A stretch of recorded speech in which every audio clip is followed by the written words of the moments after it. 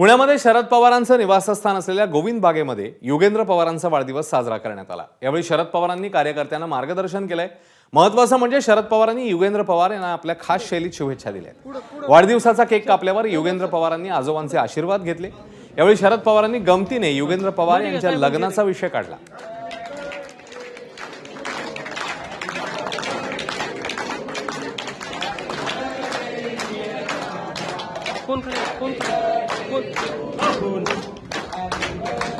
लोकांच्या बरोबर युगेंद्रने कामाची सुरुवात केली। त्याचा स्वभाव लोकांची नवरतेने बोलण्याचा आहे, सुसंवाद ठेवायचा आहे आणि जे काही आपल्या पद्धतीने करता येईल ते करण्याचा प्रयत्न करावा।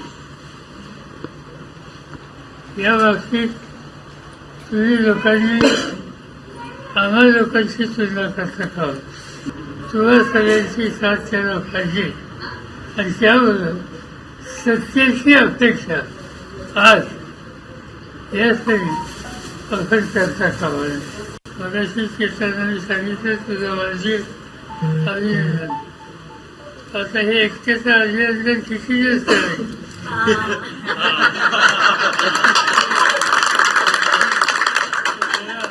आम्हाला अक्षराचा वागू नका। चाललेली व्यक्तिगत जीवनात आधार नसतो,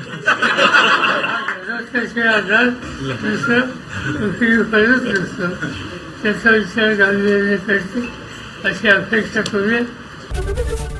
एबीपी माझा, उघडा डोळे बघा नीट।